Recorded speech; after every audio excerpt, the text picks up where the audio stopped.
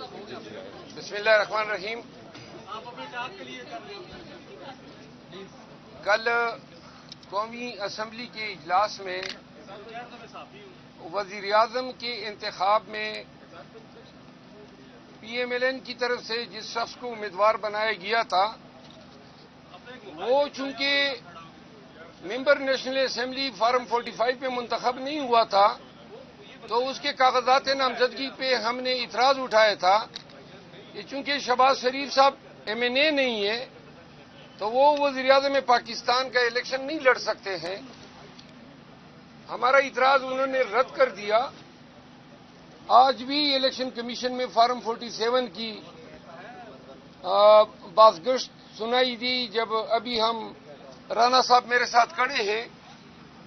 NA 141 P T I کے candidate تھے سائے وال سے اور یہ NA 141 سے فارم 45 پہ جیتے تھے، تاہم فارم 47 پہ ان کی لیڈ جو تھی 7,500 اس کو ختم کیا گیا اور مخالف امیدوار جو ہیں پی ایم ایل این کے ان کو جتوایا گیا۔ آج ہماری نالش پہ سماعت تھی، دوسری سائٹ کے وکیل نے مہلت طلب کی ہے۔ آج کی ایک اہم خبر میں آپ کو دیتا ہوں۔ اسلام آباد ہائی کورٹ میں بانی chairman P T I Imran Khan صاحب کی طرف سے میں نے اڈیالہ جیل کے سپرڈنٹ کے خلاف توہین عدالت کی درخواست آج دائر کی تھی، جو کہ اس میں آج سماعت ہوئی۔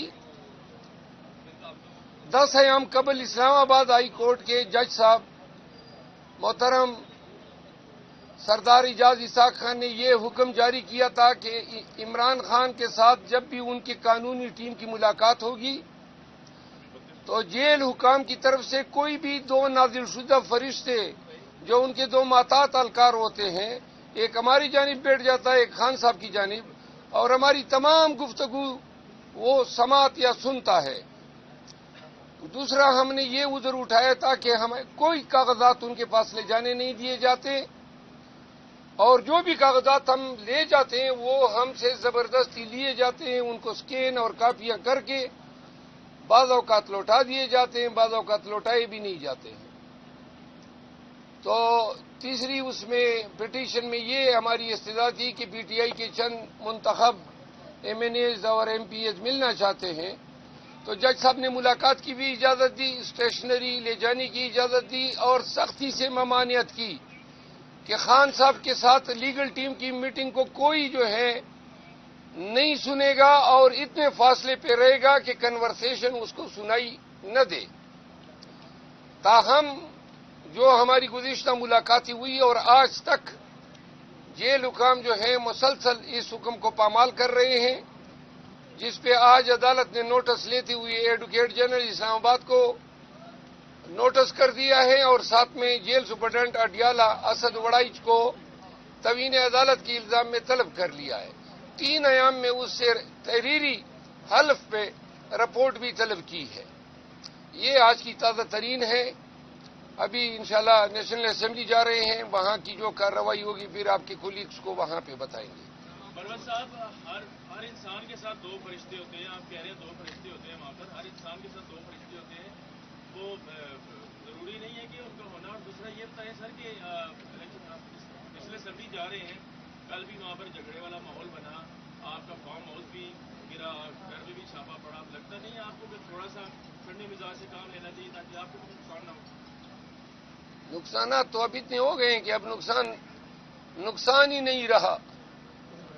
اب تو ہمارے ذہن میں کوئی بھی نقصان کوئی حیثیت ہی نہیں رکھتا ہے، ہم عادی ہو گئے ہیں۔ البتہ میں کبھی بھی آپ اپنے ساتھ کنورسیشن میں دیکھ لیں، آپ دوستوں کے ساتھ ہمیشہ، صحافیوں کے ساتھ، عام لوگوں کے ساتھ ہم بڑے ہی معتدل مزاج رہتے ہیں، لیکن ظلم اور جبر کے خلاف خاموش رہنا یا معتدل مزاج رہنا یہ بھی ایک جرم ہے۔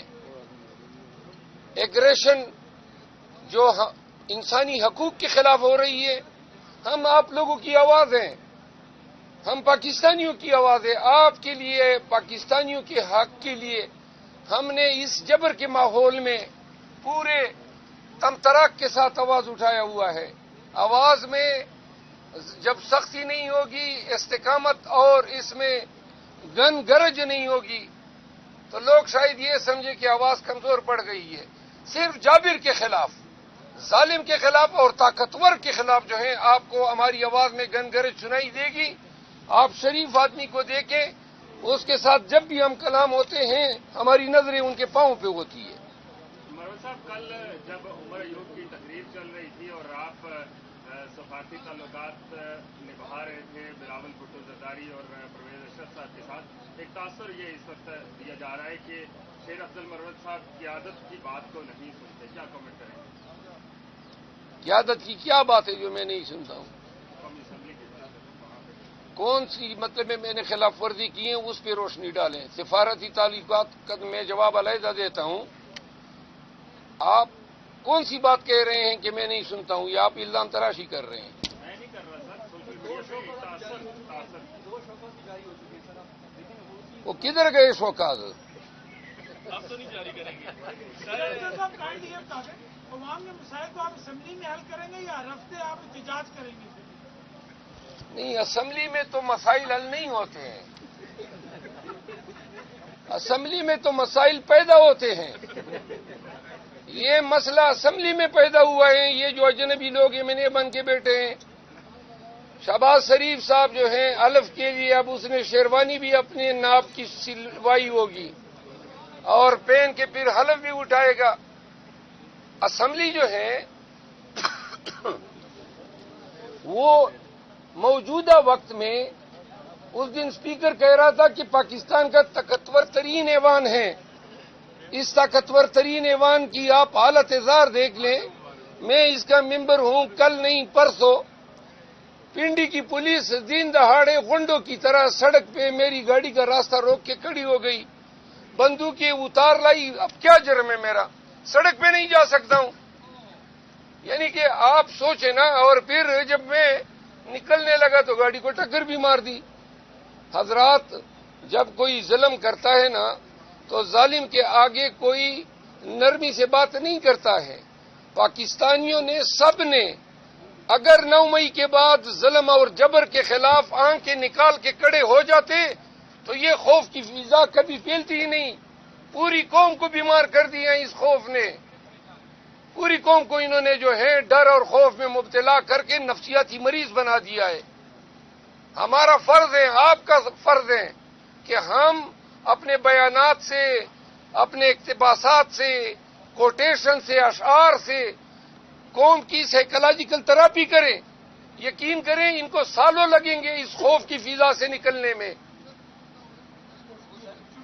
آپ نے سفارتی تعلقات کی بات کی، گزارش یہ ہے کہ جو اسپیکر تھے سابقہ، اس سے میرے زمانے بھر کا ایک لمبا عرصے دراز سے میرا تعلق رہا ہے، وکالت کے حوالے سے بھی رہا ہے۔ ان کے ساتھ سلام کلام کیا۔ ایک طرف آپ کہتے ہیں ہر وقت لڑتے ہو، جب میں کسی سے سلام کلام کرتا ہوں پھر اس پہ بھی آپ کو اعتراض ہو گیا۔ جب اس سے سلام کلام کیا تو ساتھ میں بلاول بھٹو زرداری صاحب بیٹھے ہوئے تھے، تو ان کے ہی ایما پہ میں نے ان کے ساتھ سلام کلام کیا۔ اگر میں نے کوئی غلط کام کیا ہو تو میں معذرت مانگ لوں گا، مہربانی کرو نا، یا مجھے سنے نا، جینے نہ دو۔ میں عرض کرتا ہوں نا، وہ آپ نے وہ عطا تارڑ کے وہ نعرے سنے کل اسمبلی میں، جو غلیظ زبان نعروں میں وہ استعمال کر رہا تھا، اور پھر آ کے ہمارے سامنے اس طرح اڑنچو اڑنچو ہو رہا تھا۔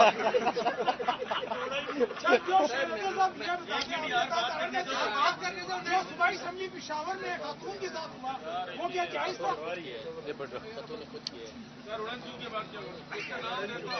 سنے نا جی، وہ اس طرح اڑنچو اڑنچو ہو رہا تھا اور ساتھ میں غلط نعرے لگا رہا تھا۔ میں قسمن کہتا ہوں کہ لمحوں کی دیر تھی، عطا تارڑ اڑ چکا تھا، لیکن بس اللہ نے کرم کیا۔